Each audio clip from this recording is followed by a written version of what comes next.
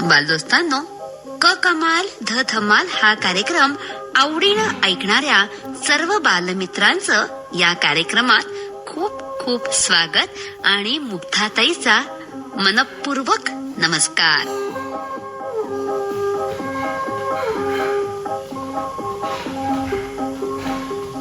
बालदोस्तांनो, आजच्या कार्यक्रमात आपण ऐकणार आहात दिल्ली इथं राष्ट्रीय पातळीवर होणाऱ्या इन्स्पायर अवॉर्ड मानक या विज्ञान प्रदर्शन स्पर्धेसाठी सातारा जिल्ह्यातील निवड झालेल्या 5 बालवैज्ञानिकांशी मुग्धा कुंभारे यांनी केलेली बातचीत.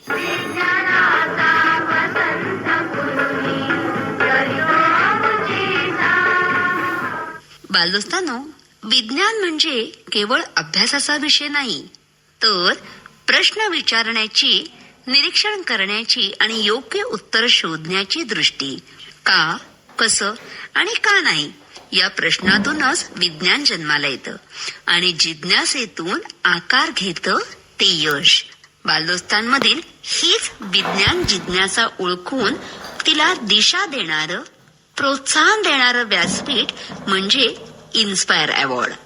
तर बालदोस्तांनो, राष्ट्रीय पातळीवर होणाऱ्या इन्स्पायर अवॉर्ड विज्ञान प्रदर्शनासाठी निवड झालेल्या या गुणवंत बालदोस्तांशी त्यांच्या यशोगाथेविषयी फोनवरून त्यांच्याशी संवाद साधणार आहोत. या सगळ्या यशस्वी झालेल्या बालवैज्ञानिकांचं सुरुवातीलाच आपण अभिनंदन करूयात आणि आता कार्यक्रमाला सुरुवात करूया.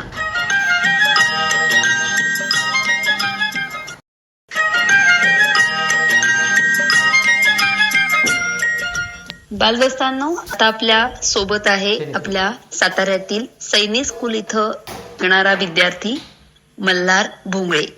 मल्हार, तुझं कार्यक्रमात स्वागत आहे. धन्यवाद. मल्हार, मला असं सांग की तुझा प्रोजेक्ट कोणता होता? माझ्या प्रोजेक्टचं नाव आहे Nutristove, a unique design for healthy cooking practice. हा जो तू प्रोजेक्ट बनवलात तो कोणत्या समस्येवरती आधारित आहे किंवा तुला हा प्रॉब्लेम कधी लक्षात आला, याबद्दल काय सांगशील? तर मग एक दिवशी जेव्हा मी माझ्या वर्गात बसलेलो, आम्हाला आमचे सायन्सचे टीचर जे आहेत शिवप्रसाद टिंगरे सर, ते आम्हाला न्यूट्रिशन इन फूड हा चॅप्टर शिकवत होते.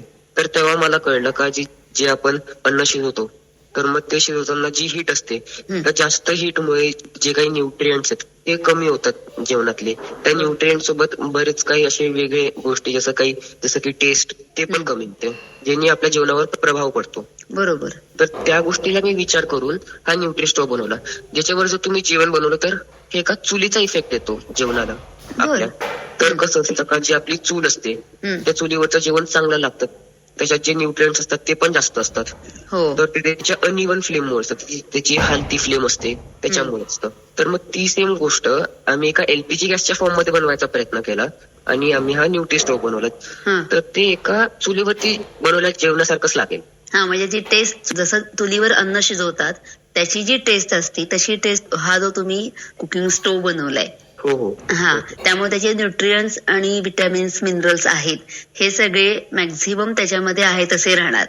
हो. तर मग यासाठी जे तू मॉडेल बनवलंस, कसं केलंस ते तू? आता हे जे काही आम्ही प्रोजेक्ट बनवला हा आम्ही मोस्टली आमच्या शाळेच्या वर्कशॉप मध्येच बनवला. तर यात जे काही मटेरियल लागले ते सगळे आम्ही बऱ्याच जागेवरतून गोळा केले. आमच्या सायन्स क्लब मध्ये बरेच काही मोटर्स, बॅटरीज त्या सगळ्या आम्ही घेतल्या. मग परत एक छोटासा असा किस्सा झालेला आमच्यासोबत का, आम्हाला एक चेन आणि एक चेन व्हील लागत होतं ते प्रोजेक्ट बनवायसाठी. तर मग ते घ्यायच्यासाठी आम्ही साताऱ्यात एक सम्राट हिरोचं एक वर्कशॉप आहे, आम्ही तिथे गेलेलो. तर मग तिथे आम्ही मागणी केली ते चेन व्हील आणि चेनची, काय म्हणजे जे काही पैसे असतील आम्ही देऊ.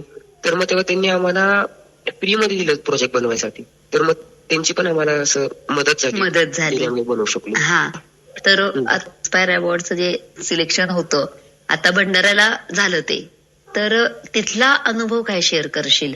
मी तिथे गेलेलो, मला तिथे बरेचसे प्रोजेक्ट बघितले मी, पण त्या सगळ्या प्रोजेक्ट मध्ये मला एक असं कळलं, किती पण मोठी समस्या असू द्या, आपण छोट्या छोट्या उपाय पण आपण काढू शकतो त्याच्याबद्दल, जेणे ते आपण समस्या आपण पार पाडू शकतो. म्हणजे यातून लक्षात आलं असेल की जाता येता आपलं ऑब्झर्वेशन पाहिजे की काय समस्या आहेत, जास्तीत जास्त कॉमन प्रॉब्लेम्स काय असतात आणि त्याच्यावरती आपण सोल्युशन काय देऊ शकतो. युनिक तुमचे प्रोजेक्ट आहेत म्हणून तर त्याचं सिलेक्शन झालेलं आहे. हा वर्क कसा होणार?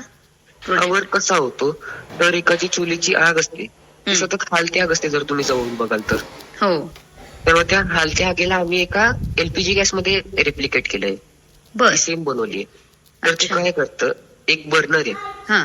तो आतून आम्ही दोन भागात आम्ही त्याचे दोन भाग पाडलेत, जे एकीकडे हाय फ्लेम येतं आणि एकीकडे लो फ्लेम येतं. मग परत एका चेन आणि चेन व्हीलनी आम्ही त्याचं एक रोटेटिंग मेकॅनिझम बनवलं, जेणे त्याची फ्लेम रोटेट एखादी हलती रोटेटिंग फ्लेम बनते एका चुलीच्या फ्लेम सारखी, जेणे तत्व टेस्ट गरजेच्या गोष्टी आहेत त्या जात नाहीत. म्हणजे असं तू छान समस्यावरती चांगला प्रोजेक्ट तयार केलेला आहेस. हो, थँक्यू मॅम. तुझ्याशी बोलून छान वाटलं. पुढचा कॉम्पिटिशन साठी तुला खूप खूप शुभेच्छा. धन्यवाद धन्यवाद.